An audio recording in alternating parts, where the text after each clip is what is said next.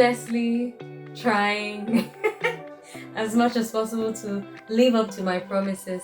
But I'll tell you one thing, don't make promises you can't keep. I did say I was going to try as much as possible to share my experience, all I've learned in my 8 years of being active in the media and communications world. So this is my attempt at doing this. Hey, follow me through, okay? I'm going to try as much as possible to share and break down everything I have learned to you. I mean, what am I doing with all this knowledge and understanding and experience if I'm not sharing it for someone else to learn from it? Okay, so today, straight on, I'm going to share with you how you can make extra money as a radio presenter. I like the sound of that one, Abby. Extra money. Okay, I'm sure we already know that you cannot rely on that job of yours. A lot of media houses do not pay very well. I'm not trying to shade any media house, and even those that try, you still need, I mean, in Nigeria today, you really want to rely on one source of income. Really, think about it. So as a radio presenter, I'm saying radio because I was on radio for at least 6 years actively, did a bit of TV, but I'll just focus on where my strength lies. That's radio. What you can do, the first step, I'll start with easy ones. I'm just going to share two with you today, and in my next video I will share the next two. First, if you have a very good voice, emphasis on good voice, you can lay your hands on voice acting, voice jingles, voice documentaries. The world is your oyster. There's so many things you can play around with, but please, if you have a horrible voice, I've heard some, not all presenters, please don't try to do voicing.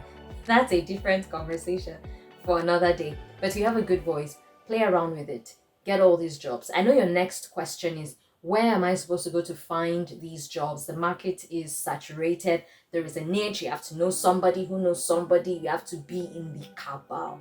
I totally get it, and you're not wrong. But then there are other things you can do. First of all, get on LinkedIn.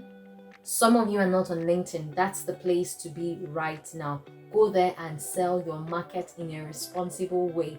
Set your job alerts, your searches to meet what you want. Is it voice acting? So you can get these notifications when they come. You just get it directly in your email or your LinkedIn notification, and you know, okay, I have this job, I can apply, and then you try your luck. Another thing is, why don't you try to sell your market on air as well? I know some media houses too, they don't even allow you to call out your social media handles, but you can be creative about that. What do I mean? For example, I go on air, I host the Good Morning Nigeria show, and I'm introducing, hi, it's Edima on the Good Morning Nigeria show. Oh, I remember last week when I was at an event, I had to host the red carpet. It was amazing, and so many people had fun. I just creatively sold my market. Your listeners are not dumb, they are smart. They know that, oh, I can call you. I be like this girl. She dey host red carpet. Oh, let me call her.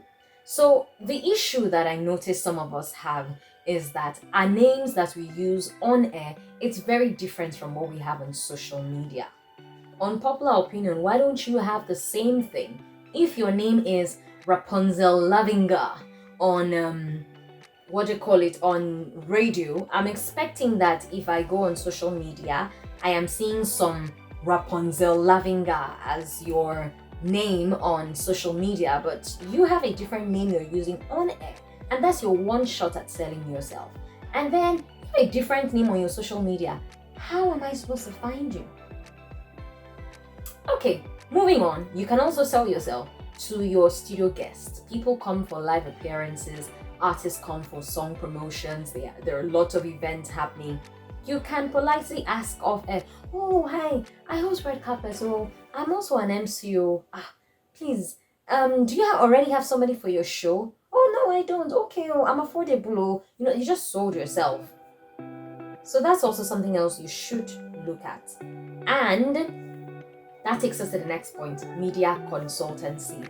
I would say maybe for the rookies, don't go into this just yet. You need to have established, you need to have a network, you need to have all the contacts.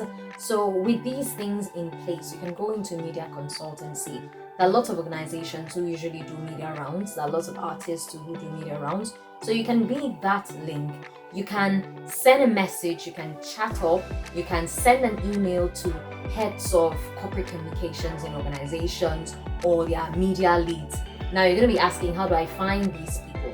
Search on organizations' websites. There's always the About page. Some organizations do have it listed for executive director, or deputy executive director, or this. You can find some information or do a quick Google search.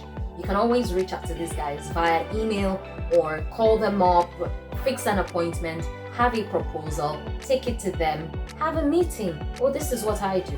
I work in so and so media organization. In case you ever have a need to place jingles, to place announcements, I can be your person. So in that way, you get your commission, the station is happy, you ultimately too are also happy. It's a win-win for everybody. So I'm going to be sharing 2 extra tips in my next video.